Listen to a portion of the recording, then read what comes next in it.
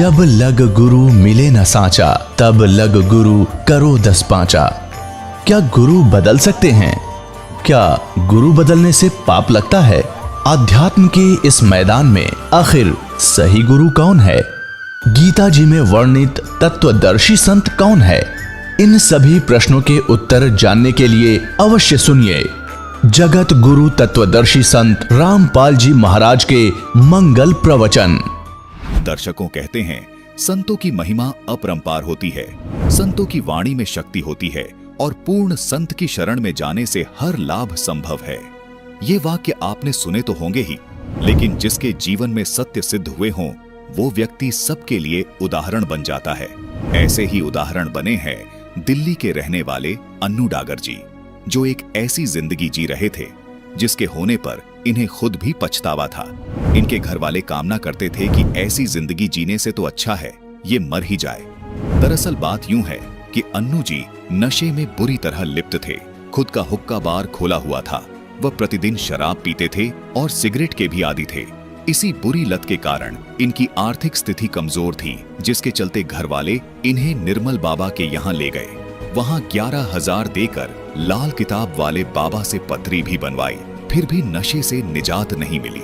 अंत में इन्हें जगत गुरु तत्वदर्शी संत रामपाल जी महाराज के सतलोक आश्रम बरवाला में जाने का सौभाग्य प्राप्त हुआ। वहां इन्होंने एक वाणी सुनी, मदिरा पीवे कड़वा पानी, 70 जन्म श्वान के जानी। इस वाणी को सुनने के बाद इन्होंने बहुत पश्चाताप किया। 1 घंटा सत्संग सुनने के बाद इन्होंने संत रामपाल जी महाराज जी से नाम दीक्षा ग्रहण की और उस दिन से इनके जीवन की गाड़ी बदलाव की तरफ बढ़ने लगी।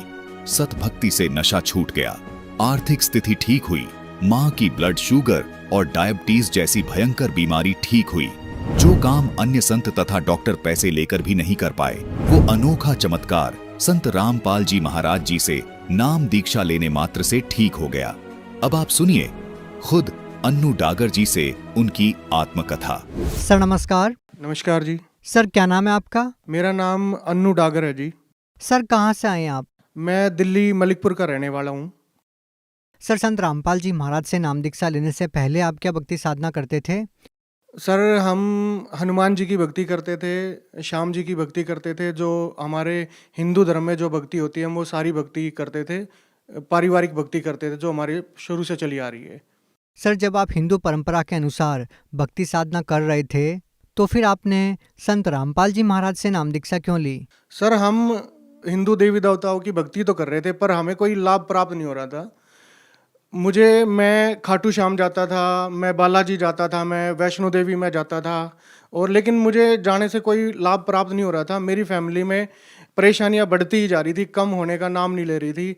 दिन पे दिन परेशानियां बढ़ती जा रही थी मेरी, तो मुझे कोई लाभ प्राप्त नहीं हो रहा था इनसे। इतना ज़्यादा नशा करता था मैं मेरी संगत बहुत ज़्यादा ख़राब थी, तो मैं छोटी उम्र में ही मैं 16-17 साल की उम्र में नशा करने लग गया और मैं इतना ज़्यादा नशे के में बढ़ गया कि मेरी फैमिली सारी परेशान हो गई। मैं नशे से इतना ज़्यादा, मैं स्मोक बहुत ज़्यादा करने लग गया, सिगरेट पीता था मैं। और हमारे यहाँ हुक्के का इतना चलन है कि मैं हुक्का इतना पीता था कि मेरे से रुका नहीं जाता था।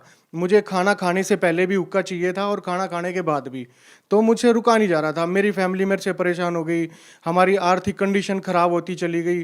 फिर उसके बाद मेरी संगत इतनी ज़्यादा ख़राब थी कि मैंने हुक्का बार ही खोल लिया। फिर मैंने हुक्का बार खोला, लोगों को हुक्का पिलाना शुरू किया, तो मेरी उससे और ज़्यादा मेरी ड्रिंक करने की जो आदत थी मेरी और ज़्यादा बढ़ गई। फिर मैं ड्रिंक डेली करने लग गया, जिससे मेरी इतनी कंडीशन ख़राब हो गई, मेरे पास पैसा रुकना बंद हो गया, मेरी फैमिली में झगड़ा होना शुरू हो गया, फैमिली में पैसा बिल्कुल ख़त्म हो गया। मेरे घर वाले मेरे से इतने ज़्यादा परेशान हो गए कि रोने लग जाते थे, कहते थे कि ये अगर ये मर जाए तो ठीक है, क्योंकि इसने हमारी हालत ख़राब कर दी। मेरे 2 छोटे भाई है, उनकी भी सोच के वो ये कहते थे कि इनके बारे में सोच ले। तो मेरे से नशा छूट नहीं रहा था। फिर मेरे घर वालों ने मेरा नशा छुड़वाने के लिए पहले तो मुझे जो एक टीवी पर आते थे निर्मल बाबा करके, उनके पास लेके गए। मेरी मम्मी ने 2,000 रुपये की, दिल्ली में ताल कटोरा स्टेडियम है, उसमें उनकी टिकट बुक कराई 2,000 रुपये दे के। मैं वहाँ गया, वहाँ जाने से भी मुझे नहीं लगा कि यहाँ कोई मेरा नशा छुड़वा सकता है। उसके बाद फिर मेरी मम्मी लाल किताब वाले आते हैं जो टीवी पे आते हैं, जो जन्म पत्री बनाते हैं, और वो बताते हैं कि आपको ये उपाय करने पड़ेंगे, उपाय करने के बाद इनको लाभ होगा और इनका नशा छूट जाएगा। उन्होंने 10 मिनट की अपॉइंटमेंट के हमसे 11,000 रुपये लिए और मेरी जन्मपत्री बनाई और उन्होंने बताया कि ये आप उपाय करो, उपाय करने से आपका नशा छूट जाएगा। मैंने 3 महीने 4 महीने लगातार उनके उपाय करे, उन्होंने जो जो बताया, लेकिन मेरा नशा छूटा नहीं। मेरा और ज़्यादा मेरा पीने का मन करता चला गया। फिर मेरा आर्थिक कंडीशन इतनी ख़राब हो गई कि मेरे पास एक भी पैसा नहीं था, कर्जा इतना ज़्यादा हो गया, बाहर से उठाना पड़ गया, घर वाले परेशान हो गए। लास्ट में थक हार के मैं अपने घर बैठ गया। मतलब सर, बात कहने की ये है कि मैं नशे में गिर चुका था और मेरा कोई नशा छुड़वाने वाला मुझे मिल नहीं रहा था। मेरी फैमिली परेशान, मेरी आर्थिक कंडीशन ख़राब, बाहर से ब्याज पे पैसा उठाना शुरू कर दिया, कर्जा सिर पे होता चला गया। मेरी फैमिली वाले सोच रहे थे ये कैसे ना कैसे करके मर ही जाए तो ठीक है, क्योंकि इसने हमारी हालत ख़राब कर दी है। तो इसी दौरान क्या हुआ कि कंडीशन हमारी बहुत ज़्यादा ख़राब थी, तो वो कंडीशन देख के हमारे पड़ोस में हैं जिन्होंने संत रामपाल जी महाराज जी से नाम दीक्षा ले रखी है, उन्होंने देखा कि इनकी कंडीशन ख़राब है तो इनको समझा के आते। वो हमारे घर आए, उन्होंने हमें समझा के मुझे कुछ समझ में आया। तो उन्होंने बोला कि एक बार आप चल के देखो वहाँ। तो मैंने उनको बताया कि मैं बहुत जगह जा चुका हूँ, निर्मल बाबा के वहाँ जा चुका हूँ, लाल किताब वाले के वहाँ जा चुका हूँ, पंडितों के वहाँ जा चुका हूँ, वैष्णो देवी जा चुका हूँ, खाटू श्याम पे जा चुका हूँ, बालाजी जा चुका हूँ, अब बताओ भाई मैं कहाँ चलूँ। तो उन्होंने आश्वासन दिया कि एक बार ज्ञान सुनो और एक बार आप हमारे कहने से चलो। तो मैंने उन पर ट्रस्ट करा। तो सर 12 जुलाई 2013 को मैं उन भाइयों के साथ संत रामपाल जी महाराज जी के बरवाड़ा आश्रम में गया और वहाँ जाके मैंने देखा कि वहाँ इतने सारे भगत थे जो कि निःशुल्क रह रहे थे, किसी को कोई पैसा देने की जरूरत नहीं थी। जबकि मैंने निर्मल बाबा का 2,000 रुपये में टिकट बुक कराई। फिर मैंने थोड़ी देर बैठ के वहाँ पे ज्ञान सुना। तो वहाँ संत रामपाल जी महाराज जी एक सत्संग सुना रहे थे और एक वाणी बता रहे थे कि मदिरा पीवे कड़वा पानी 70 जन्म स्वान के जानी। स्वान मतलब कुत्ते के जानी। तो वो वाणी मेरे दिमाग में ऐसी लगी जाके कि मैंने अपना जीवन इतना ख़राब कर दिया कि मेरे कुत्ते के जन्म होंगे। फिर मैं वहाँ बैठ गया। मैं बैठने के बाद मैंने 1 घंटा संत रामपाल जी महाराज जी का सत्संग सुना और इतना पछतावा करा कि मैं कहाँ कहाँ घुमा और भगवान मुझे आज जाके मिले हैं। फिर मैंने उनको दंडवत करी, मैंने नाम दीक्षा, तुरंत नाम दीक्षा ली और उस दिन का दिन है और आज का दिन है। मैंने आज तक नशे को ना तो छुआ है ना किसी को छूने दिया है। सर, कितनी अजीब बात है कि आप इतने प्रसिद्ध संतों के पास आप गए, उसके बावजूद भी आपका नशा नहीं छूट पाया। संत रामपाल जी महाराज के पास जाने से, उनका सत्संग सुनने से, उनसे नाम दीक्षा लेने से आपका नशा कैसे छूट गया? सर, आपने बहुत अच्छा क्वेश्चन किया है। इस क्वेश्चन का मैं जवाब दूंगा। संत जो होते हैं उनके वचन में बहुत पावर होती है। वो जो जैसे कि निर्मल बाबा थे, लाल किताब वाले थे, वो भी बताते थे कि नशा नहीं करना चाहिए, लेकिन उनके वचन में पावर ही नहीं थी क्योंकि वो संत ही नहीं थे। और संत रामपाल जी महाराज जी ने जैसे ही बोला वो वाणी, वो बात, क्योंकि संत वचन पलटे नहीं और पलट जाए ब्रह्मांड, तो संत रामपाल जी महाराज जी ही एक इस दुनिया में ऐसे संत हैं, सच्चे संत हैं और पूर्ण संत हैं, जिनकी वाणी और जिनकी बोली हुई बात डायरेक्ट मेरी आत्मा में जाके लगी। और मुझे इतना पछतावा हुआ कि मैं आज से पहले कहाँ था और मुझे एकदम से ज्ञान का पता चला कि हाँ, अगर इस दुनिया में पूर्ण संत हैं तो संत रामपाल जी महाराज जी हैं। और सर, हमारा यूथ नशे की तरफ इतनी तेजी से बढ़ रहा है। मैं सभी को बताना चाहूँगा, हाथ जोड़ के बताना चाहूँगा, अगर कोई भी नशे से परेशान है, किसी का भी नशा नहीं छूट रहा है, मैं ये गारंटी लेता हूँ, जिसने संत रामपाल जी महाराज जी का ज्ञान सुन लिया और उनसे नाम दीक्षा ले ली, वो नशे के कभी पास भी नहीं जा सकते। जैसे मैं था, 16 साल का नशा करने लग गया था और मुझे 10 साल हो गए जब से मैंने संत रामपाल जी महाराज जी का नाम दीक्षा लिया, उनका ज्ञान सुना है। मैं नशे को छू भी नहीं सकता और करना तो बहुत दूर की बात है, मैं छू भी नहीं सकता। अगर किसी को भी अगर नशा छुड़वाना है तो वो मैं हाथ जोड़ के प्रार्थना कर रहा हूँ, संत रामपाल जी महाराज जी की शरण में आ जाए। सर, संत रामपाल जी महाराज से नाम दीक्षा लेने के बाद आपके जीवन में क्या बदलाव आए?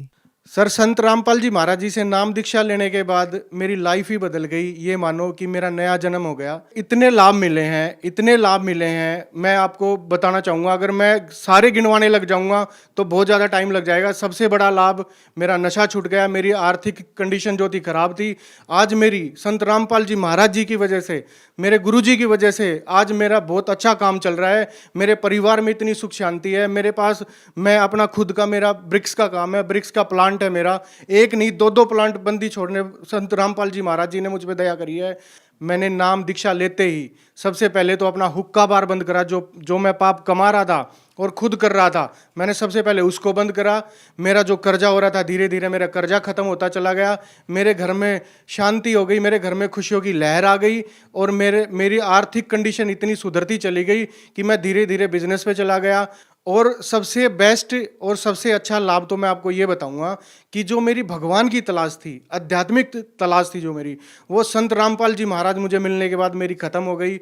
मुझे भगवान मिल गए और अब मैं खुश हूँ और मेरा खुशहाल जीवन है, जो सिर्फ संत रामपाल जी महाराज जी ने करा है। और साथ ही साथ जो मैंने आपको पहले ही बताया कि मेरी मम्मी को ब्लड प्रेशर था और डायबिटीज़ थी, शुगर था, वो अब उनका मेरे गुरुजी, मेरे संत रामपाल जी महाराज जी की वजह से बिल्कुल नॉर्मल है और वो अब बिल्कुल ठीक है। जो कि मेरी मम्मी का डायबिटीज़ अगर मैं आपको बताऊं तो 550 से ऊपर हुआ करता था। खाना खाने से पहले 350 और खाना खाने के बाद 550, जो कि इंसुलिन पे आ जाते हैं। और संत रामपाल जी महाराज जी की वजह से वो अब बिल्कुल ठीक है और उनका डायबिटीज़ भी 150-150 के करीब रहता है और वो बिल्कुल ठीक है। सर, हम आपको युवा पीढ़ी के लिए एक मिसाल के तौर पे देखते हैं कि पहले आप बहुत ज़्यादा नशा करते थे और अब आप नशे को हाथ तक नहीं लगाते, तो आज की युवा पीढ़ी को आप क्या संदेश देना चाहते हैं? सर, मैं आपके टीवी के माध्यम से, आपके चैनल के माध्यम से, जो हमारा यूथ है वो दिन प्रतिदिन नशे के इतना तेज़ी से बढ़ रहा है, मैं उन्हीं सबसे प्रार्थना करना चाहता हूँ जो भी नशा छोड़ना चाहते हैं, जिनसे नशा नहीं छूट रहा है, वो एक बार संत रामपाल जी महाराज जी से नाम दीक्षा लें और उनका ज्ञान सुने। मैं गारंटी लेता हूँ वो नशे के कभी पास भी नहीं जा पाएंगे और वो कभी नशे की सोच भी नहीं सकते। और सर, मैं इसके साथ ये भी बोलना चाहूँगा कि अगर आप भगवान प्राप्ति चाहते हैं, अपने जीवन में सुख चाहते हैं, अपने लाइफ में, अपने घर में कोई भी दुख है उसको समाप्त करना चाहते हैं और अपनी शांति चाहते हैं, तो संत रामपाल जी महाराज जी से जुड़िए। मेरी हाथ जोड़कर यही विनती है, यही प्रार्थना है, यही रिक्वेस्ट है कि एक बार संत रामपाल जी महाराज जी से जुड़िए, आपकी सारी कठिनाई दूर हो जाएगी। सर, संत रामपाल जी महाराज से नाम दीक्षा कैसे ली जा सकती है?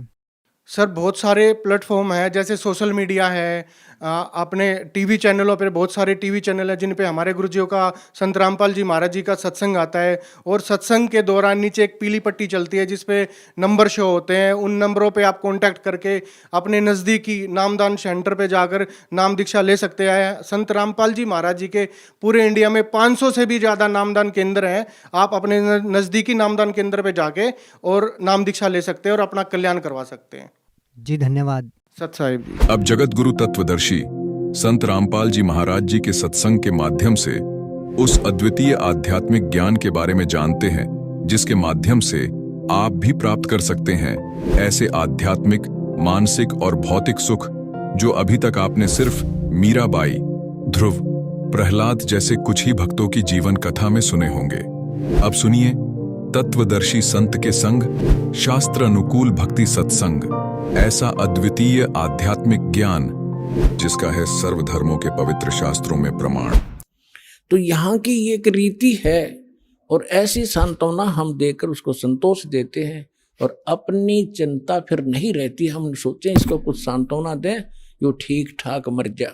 तो यही उदाहरण दे रहे हैं परमात्मा के पात जड़नता यूं कहे। एक परिवार से निकल कर जाने वाला जो व्यक्ति, मरने वाला, कह रहा हो, सुन भई तरवर राय, अब के बिछुड़े नहीं मिलेंगे तेरे तय, ना जाने कहाँ गिरेंगे जाए, ना जाने कुत्ते बनेंगे, गधे बनेंगे, पता नहीं कहाँ दुर्गति होगी। अब तरवर कहता पात से सुनो पात एक बात, यहाँ की यह एक रिवाज है, परंपरा है, रीति है। एक आवे पोता आ गया, दादा की टिकट कट गई, एक आवे एक दात, यहाँ यह चिंता तो करा मत, ये तो होगा। अब इसका विकल्प बताते हैं परमात्मा। अगम निगम को खोज ले, बुद्धि विवेक विचार, उदय अस्त का राज मिले, तो बिन नाम बेगारे। पूरी पृथ्वी का राजा यदि ये सत साधना नहीं कर रहा तो बेगार कर रहा है, बेगार, वो डले ढो रहा है। जब राजा डले ढो रहा तो आप अपने हिसाब लगा लो, एक जनसाधारण नागरिक राजा को तो सक्षम मानता है, समर्थ मानता है, उसके आगे भीख मांगता फिरता है। और परमात्मा कहते हैं वो भी डले ढो रहा है जो सत भक्ति नहीं करता। अब बेगार की डेफिनेशन बताऊंगा आपने, क्योंकि आप तो नई दुनिया में जन्मे हो, हम उस पुरानी दुनिया में जन्म कर नई से भी संबंधित हैं, इसलिए हमने पिछले भी सारे फार्मूले याद हैं और वर्तमान के भी।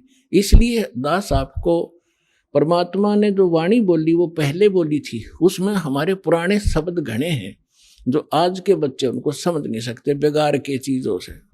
तो इसलिए परमात्मा ने दास को ऐसे समय में यहाँ पटका ताकि मैं परमात्मा की वाणी को दास ठीक से समझ के उसके बच्चों को निर्णायक तरीके से समझा सकूं।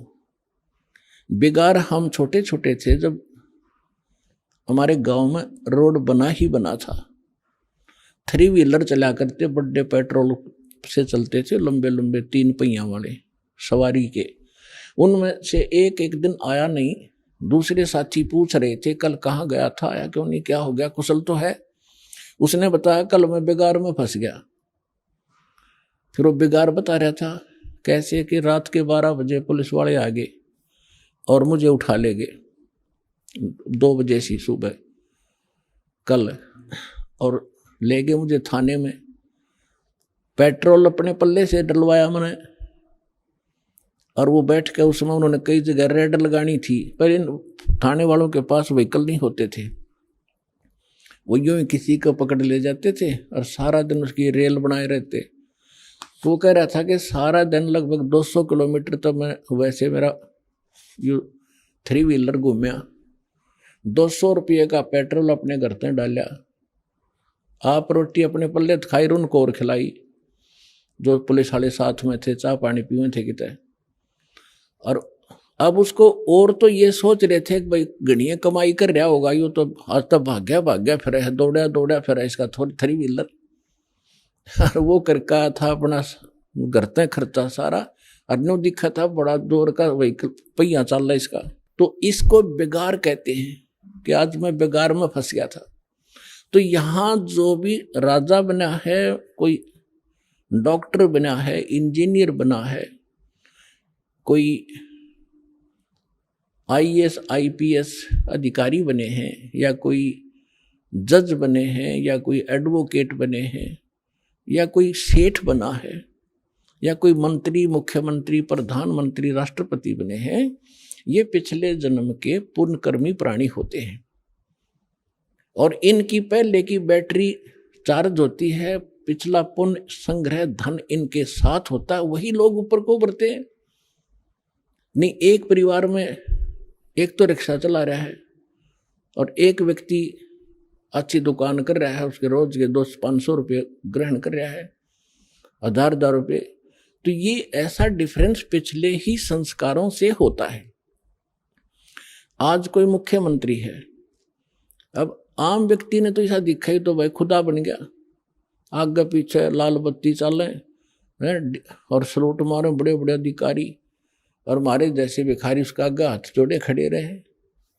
तो उसको भी परमात्मा ने कहा ये तो छोटे से टुकड़े का राजा यदि पूरी पृथ्वी का शासक हो, और जिसके पास भक्ति नहीं है वो बेगार कर रहा है, वो डले ढो रहा है, वो अपने पुण्य पिछले पुण्यों से उस 3 व्हीलर वाले की तरह घूमता तो घना स्पीड तो दिखे, ठाठ बाट दिखे, लेकिन वो अपने घर से पूंजी नष्ट कर रहा है, अपने पिछले पुण्यों को खोकर नाश करके अगले जन्म में कुत्ते की योनि में, गधे की योनि में जागा।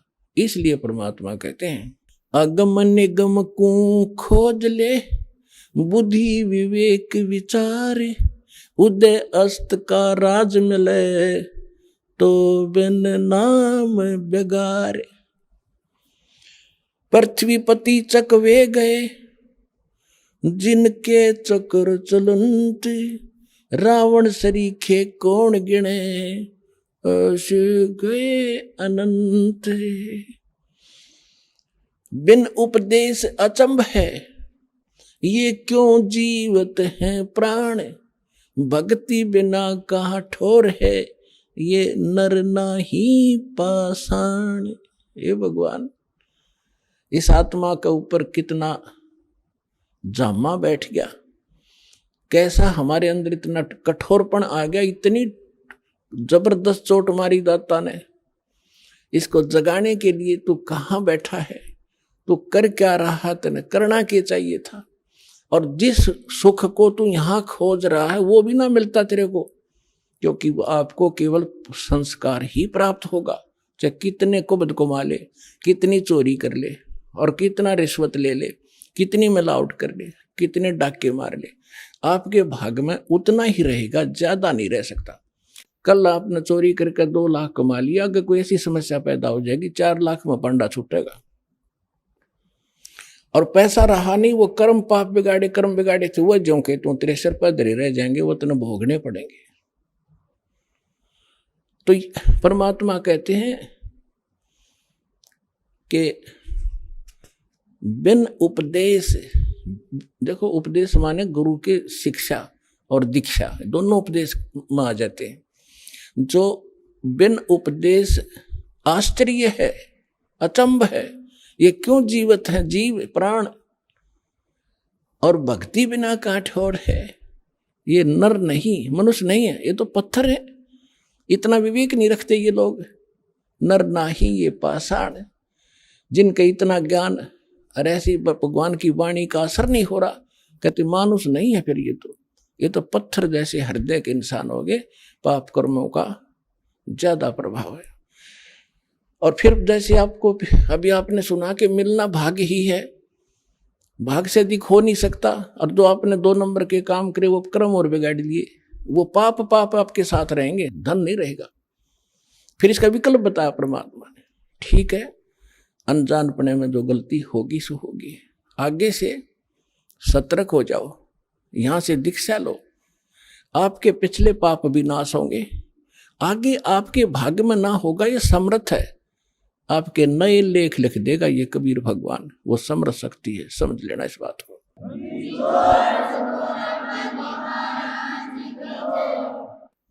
बिन उपदेश अचंभ है, क्यों जीवित है प्राण, भक्ति बिना काठोर है, ये नर नाही पाषाण। आगे गए ना बावड़े, रहते भी सब जा, बिन साहेब की बंदगी, कहीं ठोर ठिकाना ना। होय होय पुण्यात्माओं, कलेजा फटफटा होगा आपका एक दिन, जब आपका पाप कर्मों का बुखार उतर जाएगा, आत्मा निर्मल हो जाएगी, आंखों से आंसू नहीं सूख्या करेंगे जब ये वाणी सुना करोगे। अब क्या बताते हैं परमात्मा कि जो हमारे दादे परदादे पहले चले गए, उन्होंने ताके बताया नहीं उनकी के दुर्दशा हुई, और शेष भी जा रहे हैं। अब भगवान आके बताते हैं स्वयं, और फिर उस जिन संतों से वो मिलते हैं वो संत बताते हैं। तो क्या बताते हैं कि पहले चले गए वो तो वापस नहीं आपको बताने आए, और रहते भी सब जा रहे हैं, और बिन साहेब की बंदगी, बिना भगवान की भक्ति की ठोर ठिकाना। अब यहां समस्या और आती है, भगवान कौन है, साहेब कौन है। अब ये दास ने आपको बहुत बार बता रखा है, इसको बार बार रिवाइज ना करूं, क्योंकि देखो एक तहसीलदार भी साहब है, मालिक है, स्वामी है, एक कमिश्नर, डिप्टी कमिश्नर भी, डीसी भी स्वामी है, डीएम बोल रहे हैं कई जगह उसको, और मंत्री भी, पर मुख्यमंत्री भी साहब हैं, प्रधानमंत्री भी साहब है, राष्ट्रपति भी साहब। तो यहां कौन से साहब की तरफ संकेत किया गरीबदास जी ने, उनका कौन साहब था।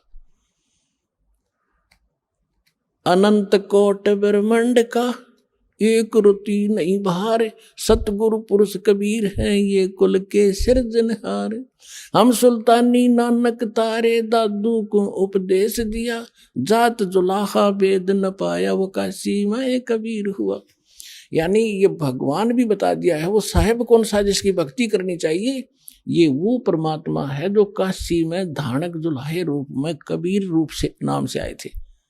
ये अनंत कोट ब्रह्मांड का स्वामी, ये है मेरा साहेब। तो यहां कहते हैं पहले गए आगे गए ना बावड़े, रहते भी सब जहाँ, और बिन साहिब की बंदगी कहीं ठोर ठिकाना ना। जैसे आज यहाँ प्रधानमंत्री बन गया, भक्ति की नहीं तो राजा का नेक्स्ट जीवन गधे से शुरू होता है, ये विधान बता रखा है भगवान का। अब गधे का जीवन जब पूरा होगा वहां मृत्यु, फिर कहेंगे चलो कहाँ, कोई पुण्य बना है तो स्वर्ग में जाओगे। स्वर्ग का समय निर्धारित है आपके संपुणों के आधार से, वो पुण्य आपकी पूंजी जब समाप्त हो जाएगी फिर चलो नरक में, पाप वहां भोगने पड़ेंगे। जब तक हम कबीर साहब की शरण में नहीं आते, इस दास से उपदेश लेकर सतभक्ति आप नहीं करोगे, तो आपको केवल वर्क डन मिलेगा। जैसा कर्म किया वैसा ही भगवान आपका, थारा भगवान उतना ही फल देता रहता है। जिसको तुम भगवान मानते थे वो केवल इतना ही काम कर सकते हैं, जैसा कर्म वैसा ही फल। और ये परमात्मा आपके पाप नाश करेगा, ना भाग्य में होगा, और आपको आवश्यकता होगी नो नहीं बेमतलब डिमांड करोगे वो नहीं मिलेगा। एक विद्यार्थी जो आवश्यक वस्तु मांगता है, पिता माता वही देते हैं, और वो मांगा मैंने बंदूक ला दे कि पागल है पिताजी, विद्यार्थी को गन ला के देगा तो ऐसी डिमांड करोगे फिर नहीं मिलेगी आपको। हाँ, जो आवश्यक होगी, समर्थ पिता सब कुछ देगा अपने बच्चे को, हर पल पल पर सारी सुविधा देता है, तो आप समर्थ की शरण में आ गए हो। तो इस प्रकार अब फिर उसके बाद जब आप नरक में जाओगे, फिर नरक से कहेंगे चलो समय पूरा होगा, कुत्ता बनो, कुत्ते का समय पूरा हुआ, चलो आगे नेक्स्ट जीवन। और फिर कभी मनुष्य बन गए भूल भटक कर, फिर यही क्रियाएं, फिर मृत्यु, फिर चलो। तो कहते हैं आगे गए ना बावड़े, ये रहते भी सब जा, और बिन साहिब की बंदगी कहीं ठोर ठिकाना ना। और इस परमात्मा की भक्ति करने से, इसकी भक्ति ना करने से क्या कहते हैं, संसा शोक सराय में सुतक दिन राती, जीवत जग में जूते पड़े फिर जम तोड़े छाती। कि सब किसी ने देख ले, किसी का ज्ञान कंप्लीट नहीं, सब शंका के अंदर है, सबको संशय बना हुआ है, सबको ये चिंताएं सता रही है। कहते संसा शोक सराय में, इस मनुष्य रूपी सरा में ये तुम्हारे अंदर भर रखी काल ने।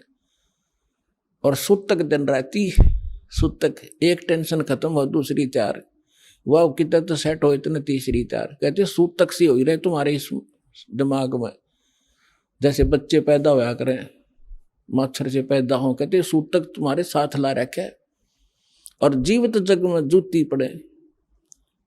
अब हम क्या सोच रहे हैं बुढ़ापे में सुख होगा, इन बुढ़िया ने पूछ लो किसा सुख से इनके जीने। जो भक्ति नहीं करते, भक्ति करेंगे उनके तो हाथ आप रखेंगे बच्चे, क्योंकि एक तो भक्ति की शक्ति, और फिर बच्चों के अंदर विनम्रता। यहाँ आप देख रहे हो, कोई कितना का, कोई किसी की बहन, कोई किसी कितना तो भाई आया हुआ है, और सबको इतनी आदर देते हैं, बूढ़े बुजुर्ग भाई बहनों को, अपनों को भी ना दिया जाए यहाँ पर। और यहाँ आकर जो ऐसा नम्र होंगे तो घर में क्या वो ऐसा भाव नहीं बरतेंगे, तो सुख भी इसी तरीके से उस वृद्ध अवस्था में भी होगा। और फिर भगवान की भक्ति साथ होगी, 100 रोग कटेंगे। बुढ़ापे में तो सारे तो दुख हो जाया करें, शरीर भी कंडम, रोग भी घर करें, आँखें दिखे नहीं, बालक भी गुर्राव है।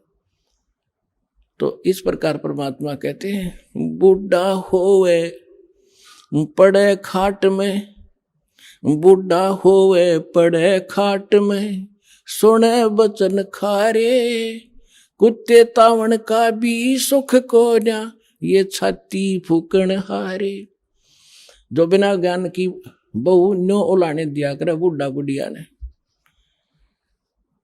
पुराने समय में बूढ़ा बुढ़िया की खाट गेट पर डाली जाया करती, और बहू कह कर जाया करती तो देखिए कुत्ता ना बढ़ जाए घर में।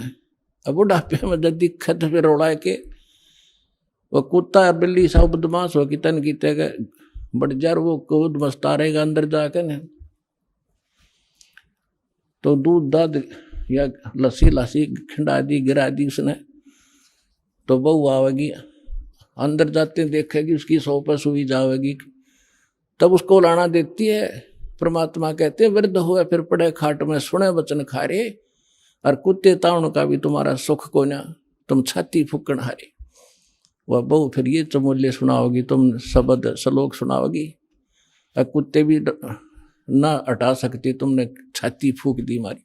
तो परमात्मा कहते हैं फिर आपके बच्चे भी, पुत्र वधू भी भगवान से डरने वाले होंगे, कटु वचन नहीं बोल सकते।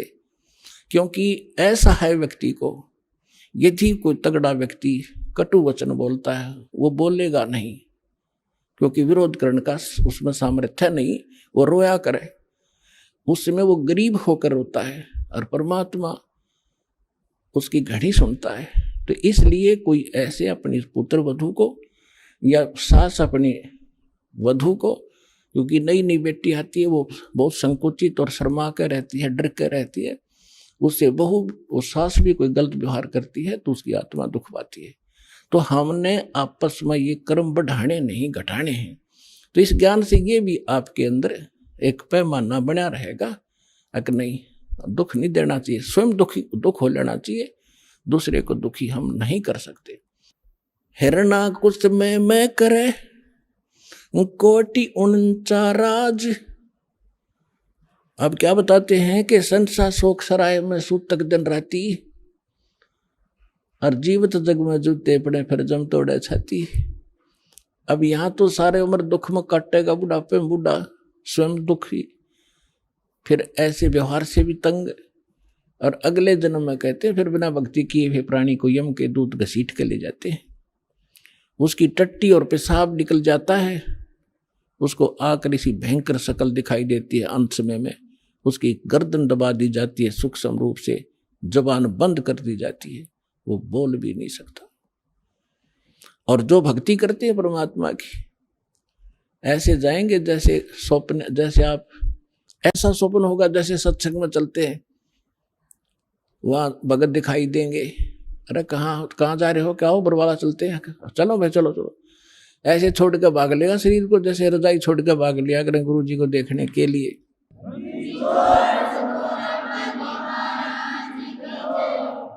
और फिर सतलोक में फिर ऊपर जाएंगे त्रिकुटी पे, सारे निकलते दिखाओगे यहाँ से गणेश के कमल में, फिर सावित्री ब्रह्मा वाले लोक में कमल से होते हुए, फिर नाभि ब्रह्मा विष्णु जी और लक्ष्मी जी के लोक से होते हुए सबका अकाउंट क्लियर करवा के फिर वो जैसे कोई जाते हैं ना कहीं पर नए स्थान पर, तो पीछे पीछे सारे उसका अनुसरण ही करते रहते हैं, यहाँ ये कर ले, बता कर ऐसा यहाँ कर, अच्छा यहाँ से कर दे, यहाँ जूते जमा करा दे, यहाँ जोत का सामान जमा करा दे।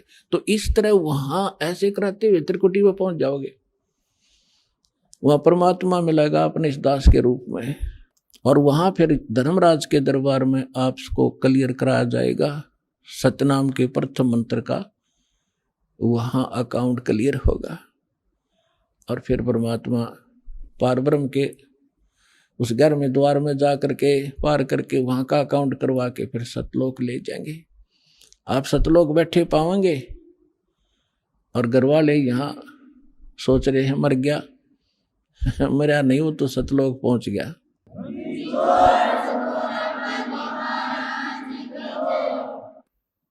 हरना कुछ में मैं करे, यहाँ की इस भौतिकवाद की कितनी इसके अंदर कमजोरी है, जिसको प्रामांडी पाके बैठे थे। कहते हिरण्यकशिपु ने पूरी पृथ्वी पर शासन बना लिया था अपना, और नो कहता मैं ही हूं, मैं भगवान हूं। हल्दी की गांठ प्राप्त करके 5-4 वर ले लिए ब्रह्मा जी से, सुबह मरूँ ना शाम मरूँ, दिन में मरूँ ना रात मरूँ, पशु से मरूँ ना पक्षी से मरूँ, मनुष्य से मरूँ ना फलाने से मरूँ। और फिर बस इससे अपने आप को मान बैठा, आई एम गॉड, मैं हूँ सब कुछ।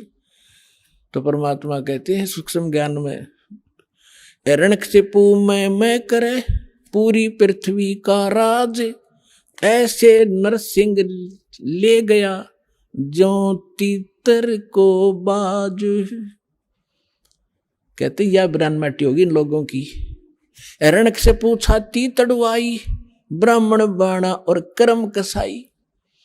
बगैर ज्ञान के भक्ति भी करता था, ऐसी सिद्धियां भी प्राप्त कर दी थी जिसको उससे भ्रम हो गया कि मैं सब कुछ बन गया। तो परमात्मा कहते बिना ज्ञान के हिरणा कुछ छाती तड़वाई और ब्राह्मण बाणा और कर्म कसाई। वो तो भगत दिखाई दे, ब्राह्मण माने भगत भी होता है, वो तो भगत और भक्ति करे और कर्म कसाई वाले।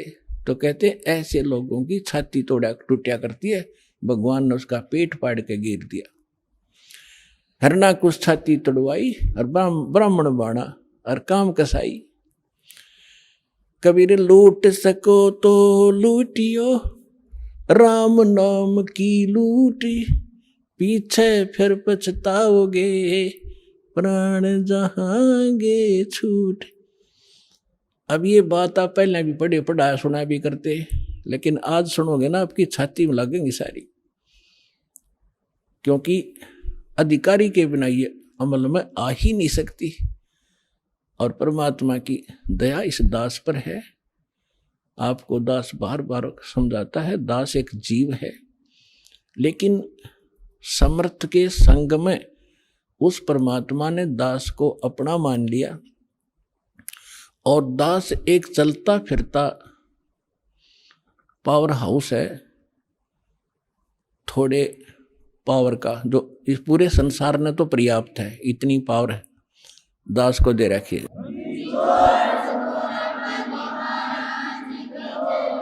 पूरे विश्व को इंक्लूडिंग ब्रह्मा विष्णु महेश तक को इस दास के पास तो मालिक ने, क्योंकि ये ऊपर से आ रही है पावर। अब जहाँ कोई पावर हाउस है बरवाला में, वो पावर हाउस एक खोखा है और उसका कनेक्शन थर्मल प्लांट से है, जहाँ बिजली दिन रात बनती ही रहती है, वहाँ एंड होता ही नहीं। और इसकी अपनी अक्षमता है, ये बरवाला के लिए पर्याप्त है। तो इसी, लेकिन वो लाइट आ रही है वहाँ से, अगर यहाँ इसको जरूरत ज़्यादा बढ़ेगी तो इसकी अक्षमता भी बढ़ जाएगी, लेकिन लाइट आ रही है पीछे से ही। तो उस परम पिता से, कबीर भगवान से, सतलोक से दास के पास वो पावर आ रही है, और आगे कनेक्शन दास आपको उसी पावर से दे रहा है। अब क्या बताते हैं कबीर, जिव्या तो वाहे भली, जो रटे हरि नाम, नहीं तो काट के फेंक दियो, यो मुख में भलो ना चाम। परमात्मा के नाम के जाप की कितनी महिमा बता रहे परमात्मा। वैसे तो जिव्या बहुत काम आवे, खाना खान में भी काम आवे, और भी कड़वा मीठा चाखण के भी काम आती है। परमात्मा कहते हैं यदि इससे आपने भगवान की भक्ति और उसका गुणगान नहीं किए, तो इस चाम की इसे अच्छे जगह पे मुंह तो हम सबसे उत्तम मानने हैं, इसमें कति आवश्यकता नहीं। ये जीव ना तय फिर ईसा जुलम करेगी। कहते हैं एतय पराई आत्मा जीव बांध तलवार, या जीव तलवार का काम करेगी। कोई गरीब, एक कमजोर व्यक्ति को एक तगड़ा व्यक्ति, बलवान व्यक्ति कोई अपने मुख से ऐसे वचन कह देता है, अब उसके साथ ना प्रतिशोध कर सकता, ना उसको कुछ जवाब दे सकता, बैठ कर रोता है। उसकी आत्मा को जख्मी कर दिया उस नीच व्यक्ति ने इस जीभ वाली तलवार से, वचन से। तो परमात्मा कहते हैं यदि इस जीव का सदुपयोग नहीं किया, भक्ति नहीं की, तो इसने काट के फेंक दे इसका। अच्छा, कितनी महिमा बताई है। फिर क्या बताते हैं कि नर से तू पशुआ की जय, गद्दा बैल बनाई, ये 56 भोग कहाँ मन भोरे, की तकुर्डी चढ़ने जाई। अब क्या बताते हैं परमात्मा के, फिर पीछे तू पशुआ की जय, डीजे बैल बनाए, 4 पहर जंगल में डोले तो ना पेट भराए, सर पर सींग दिए मन बोरे, धूम तो मच्छर उड़ावे, कंधे जुआ जोते कुआ, फिर कोंडों का बुस खावे, फिर पीछे तू खर की जगह कुर्डी चरने जावे, टूटी कमर पजावे, चढ़े तेरा कागा मां से गिलावे। पुणात्माओं, काल अभी आपने परमात्मा की वाणी सुनी थी कि ऊंचा दिखे धौलरा मकान और मंडी चीती पोल, एक भगवान के भजन बनायु काल मार रहा रोल।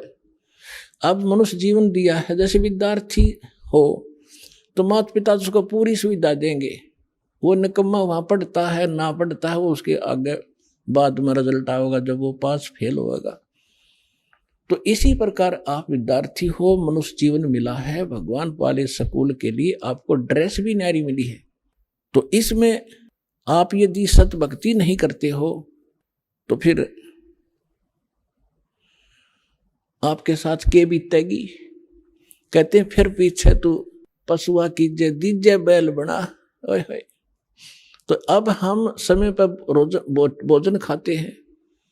आप देखते हो यहाँ सतलोक आश्रम बरवाला में, वैसे तो आम जगह उपलब्ध है आजकल, कहीं बाहर जा रहे हो भाई चाय पी लेते हैं, रोक गाड़ी चाय पी ली, प्यास लग गया जो पानी पी लिया, भूख लगी रोटी खा ली, दिल करा मिठाई, कभी फल फ्रूट, खूब ठाटते खा रहे हो, खाओ, क्योंकि आप विद्यार्थी हो, माता पिता ने आपको ये सुविधा दे रखी है, इतना जेब खर्च आपको दे के भेज रखे है।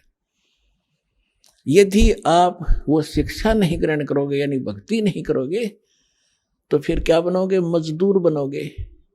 आपके बच्चे वहां रेत में लेट रहे होंगे, आप कस्सी से मिट्टी खोद रहे होंगे, तन पर कपड़ा नहीं, समय पर टूक नहीं होगा, जो विद्यार्थी पढ़ते नहीं।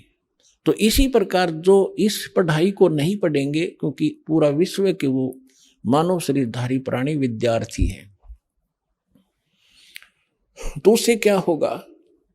नरसेती तू फिर पीछे तू पशुआ कीजे दीजे बैल बना, और 4 पहर जंगल में डोले तरा तो नहीं उधर बरे। अब तो जब इच्छा हो खाओ पियो, ठीक है खा लो, लेकिन वो जो काम था वो भूल गए कति। और फिर कहते हैं सर पर सींग दिए मन बोरे और दुम तो मच्छर उड़ा। अब तो हम मच्छरदानी लगा लेते हैं, ऑल आउट वगैरह ये लगा लेते हैं, और फिर के लगावांगे? बैल बने पाछे एक पूछड़ हो गया आपके पीछे, उसने चाहे पंखा बना लियो, चाहे उसने कूलर की जगह प्रयोग कर लेना।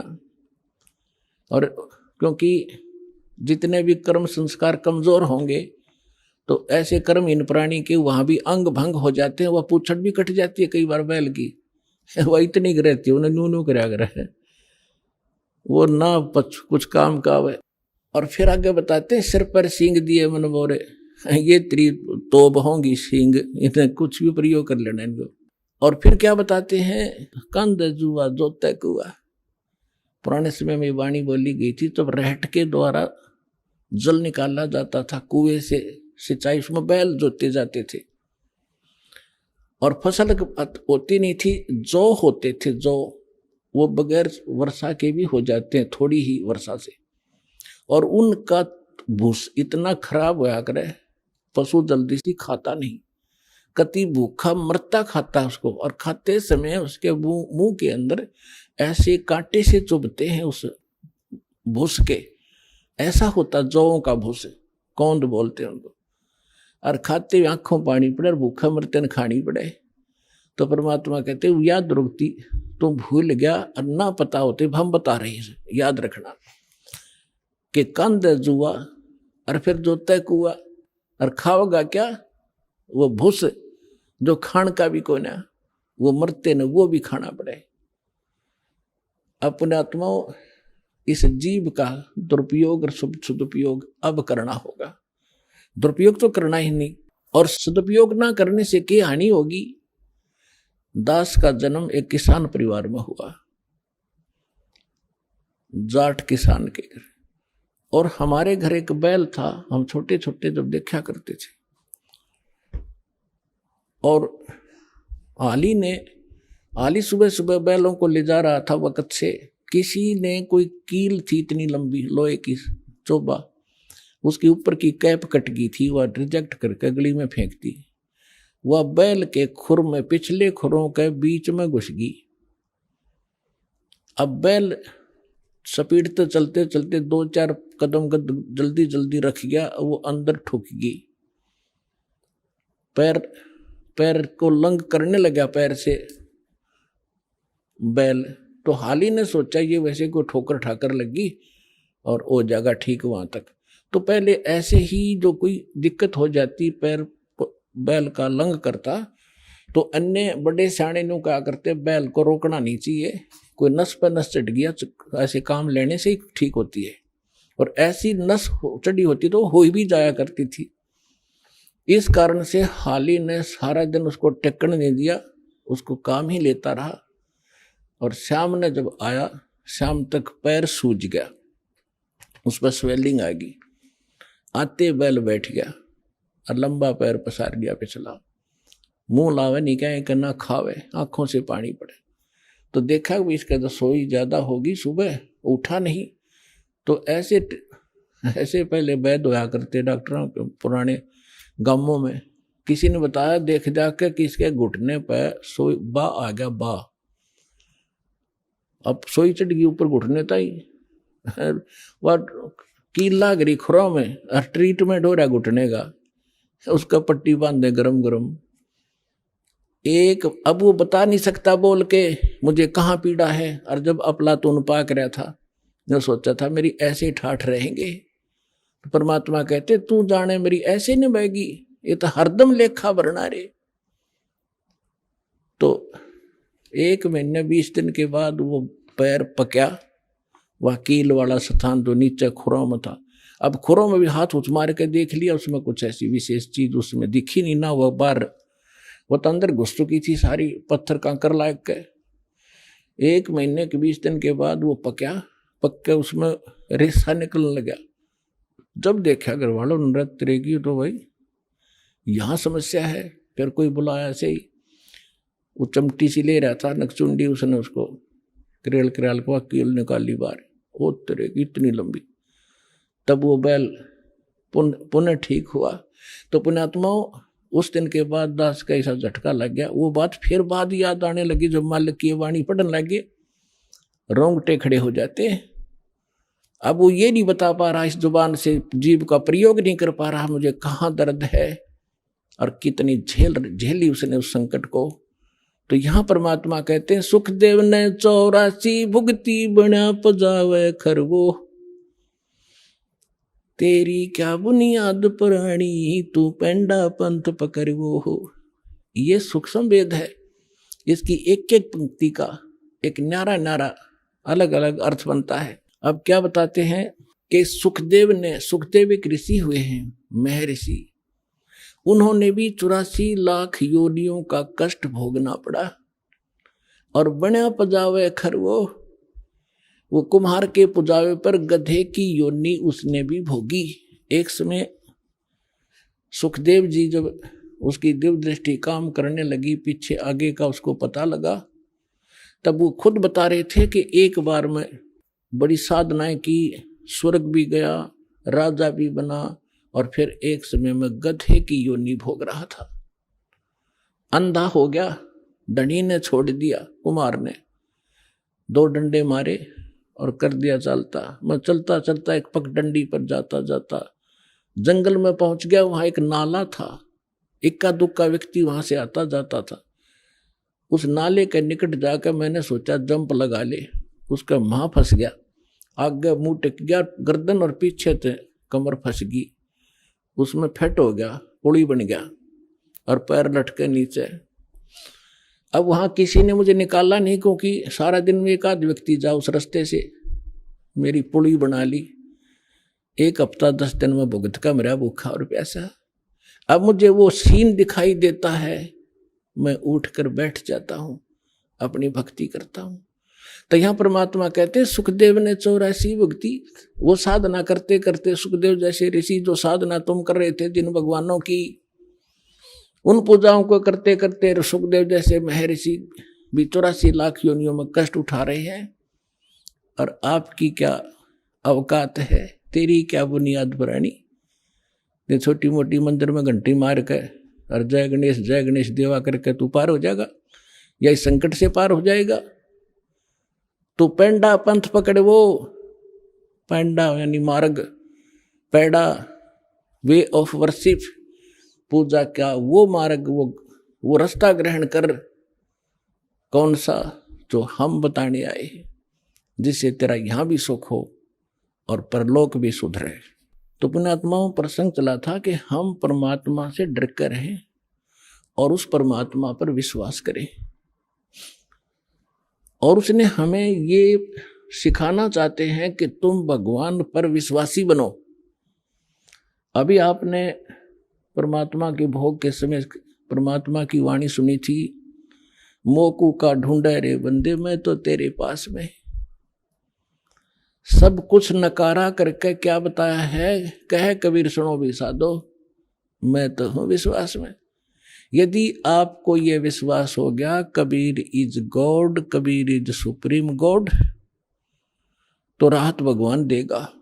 और जो आपके मन में शंका संशय रहेगी तो मालिक सहारा दे नहीं पाओगा, आप केवल वर्क डन ही प्राप्त करोगे।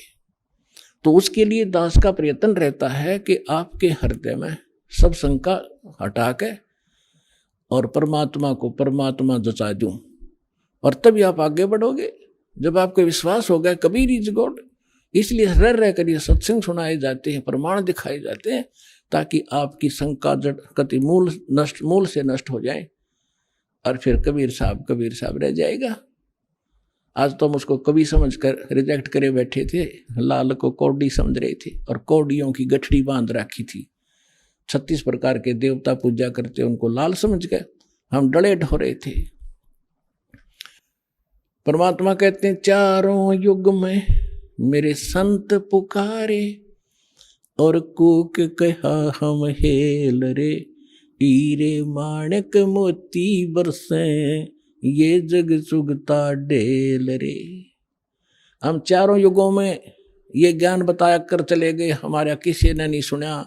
ये पर भी लेन जात है दुनिया, हमारा ज्ञान किन्हें ना सुनिया। ये केदारनाथ पर जाकर मर गए हजारों की संख्या में, और हमारा ज्ञान किन्हें नहीं सुनिया। कितना आसान तरीका, कैसी यहाँ परमात्मा ने अपने बच्चों के लिए सुविधा दे रखी है। ये आपका पिता है, ये आपके पिता का घर है। अपने पिता के घर पर ये सुख प्राप्त हो सकते, इस पृथ्वी पर आपको मिलेंगे नहीं। अभी आपने सुने संत रामपाल जी महाराज के मंगल प्रवचन। आइए अब सुनते हैं संत रामपाल जी महाराज से नाम दीक्षा लेकर सतभक्ति करके अद्भुत लाभ प्राप्त करने वाले अनुयायी के विचार। दर्शकों, जिस प्रकार खाद्य और पोषक तत्व डालने से बोई हुई अनाज संवर जाती है, ठीक उसी प्रकार परमात्मा के संपूर्ण ज्ञान की पुस्तक मिल जाने से जिंदगी संवर जाती है। ऐसी ही एक बेहाल हो चुकी जिंदगी संवर चुकी है जीवन जी की, जो उज्जैन मध्य प्रदेश के निवासी हैं। इन्हें प्राप्त हुई जीवन बदल देने वाली आध्यात्मिक पुस्तक ज्ञान गंगा, जिसके लेखक विश्व के सबसे बड़े समाज सुधारक, जगत गुरु के नाम से विख्यात तत्वदर्शी संत रामपाल जी महाराज जी हैं। सर्वप्रथम जीवन जी की पहले की जिंदगी पर नजर डालें तो ये बहुत ज्यादा नशा किया करते थे, लाइलाज बीमारी कैंसर से पीड़ित थे, देवी देवताओं की भक्ति भी करते थे, परंतु राहत नहीं थी। लेकिन अब संत जी से नाम दीक्षा लेने के बाद ये सभी विकारों से मुक्त हैं और कैंसर मुक्त सुखमय जीवन व्यतीत कर रहे हैं। अब आप स्वयं सुनिए जीवन जी की जीवन परिवर्तन की सच्चाई। कैसे ज्ञान गंगा पुस्तक के चमत्कार से इन्होंने दुखों से निजात पाई। नमस्कार सर। सत्साई भगत जी। सर क्या नाम है आपका? जीवन दास। सर कहाँ से आए हैं आप? चिंतामन जावाशा भगत जी, जिला उज्जैन। सर संत रामपाल जी महाराज से नाम दीक्षा लेने से पहले आप क्या भक्ति साधनाएं करते थे? भगत जी पहले जितने भी ब्रह्मा विष्णु महेश दुर्गा सरस्वती जितने भी थे भगत जी, इनके बहुत अधीन था, दास बहुत भक्ति करता था, उससे कोई लाभ नहीं मिला भगत जी। इनकी भगत जी जितनी भी भक्ति करी दास ने, उससे नुकसान ही प्राप्त हुआ, बाकी उससे कोई फायदा नहीं मिला। दास को मतलब नशा करने का अधीन हो गया था, उसके बाद जैसे कि कोई बीमारी रोग लगने लग गया था, तो उससे कोई लाभ नहीं मिला भगत जी। सर फिर आप संत रामपाल जी महाराज की शरण में कैसे आए?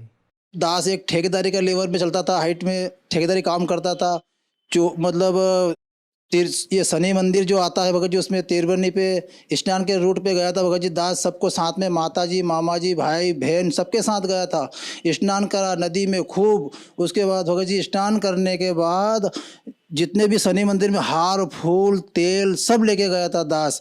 सर उसके बाद फिर जैसे दास मंदिर में पहुंचा तो जितना भी अपन ने सामान लिया था उसका भगत जी उसने सब मंदिर वालों ने ऐसा फेंका जैसे कि वो कचरे में कूड़े में डाल रहे हैं, ऐसे कूड़े में डाल दिया पूरा। उसके बाद दर्शन करने के बाद फिर ऐसा धक्का मारा मुक्की मारा भगा दिया वहाँ से।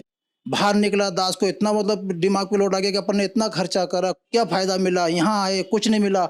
उसके बाद भगत जी सबको छोड़ दिया मैंने, भाई बहन मामा भुआ सबको। उसके बाद फिर रोड पे निकल गया, जहाँ दास की गाड़ी खड़ी थी वहाँ जाके खड़ा हुआ। उसके बाद संत रामपाल जी भी अन्य भाई वहाँ पे पुस्तक सेवा कर रहे थे, तो मैंने सोचा कि एक पुस्तक 10 रुपये में मात्र सिर्फ ज्ञान गंगा मिल रही है, यार ये कौन सी पुस्तक है। बहुत सारी पुस्तक पढ़ रखी थी दास ने, तो वो पुस्तक ली भगत जी, पुस्तक ज्ञान गंगा संत रामपाल जी महाराज की पुस्तक पढ़ी भगत जी सर। उसके बाद फिर सतलोक आश्रम बरवाला, इसार ठोड़ा रोड बरवाला में सर भगत सर वहाँ जाके संत रामपाल जी महाराज से मैंने नाम दीक्षा ली। सर, संत रामपाल जी महाराज से नाम दीक्षा लेने के बाद श्रद्धालु को बहुत सारे लाभ प्राप्त होते हैं, तो क्या संत रामपाल जी महाराज से नाम दीक्षा लेने के बाद आपको भी कुछ लाभ प्राप्त हुए?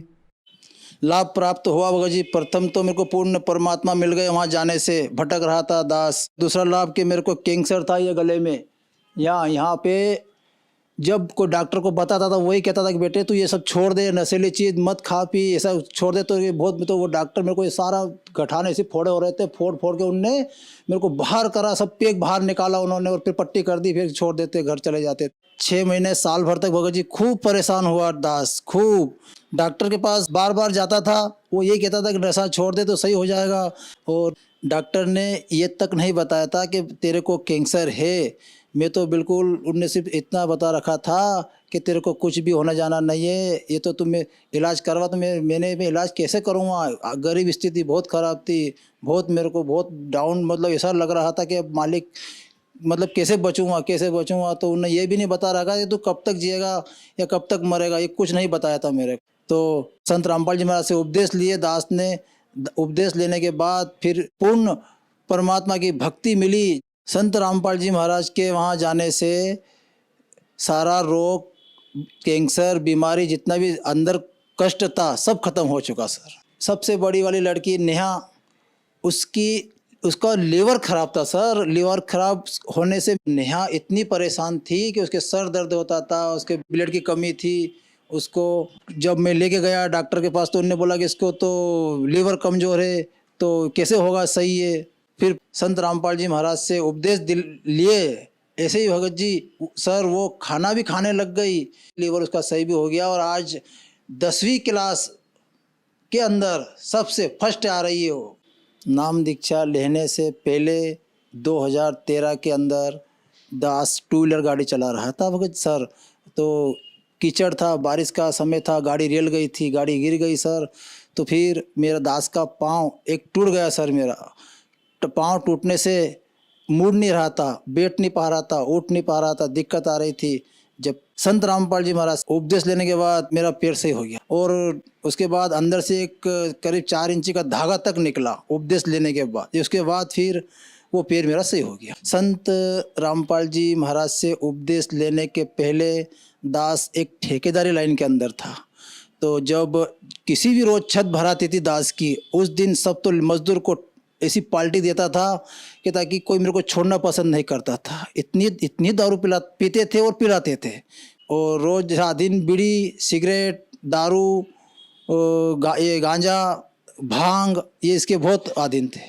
संत रामपाल जी महाराज से नाम उपदेश लेने के बाद सारे नशे दूर हो गए बिल्कुल। सर, संत रामपाल जी महाराज ने आपको एक सुखमय जीवन दिया और बहुत सारे सुख दिए, तो जो श्रद्धालु आज आपको देख रहे हैं आप उन्हें क्या कहना चाहेंगे? जैसे दास का जितना भी रोग, नशा और यह आर्थिक स्थिति, और लड़की का लीवर, दास का कैंसर, नशा और पाँव, ये सब जो सही हुआ है ये संत रामपाल जी महाराज की कृपा से ही सही हुआ है। आप भी सत्संग सुनिए और संत रामपाल जी महाराज से दीक्षा लीजिए। धन्यवाद सर। सत साई।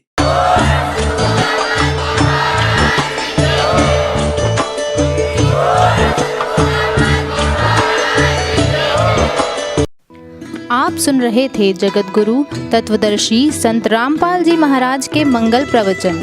अधिक जानकारी के लिए संपर्क करें।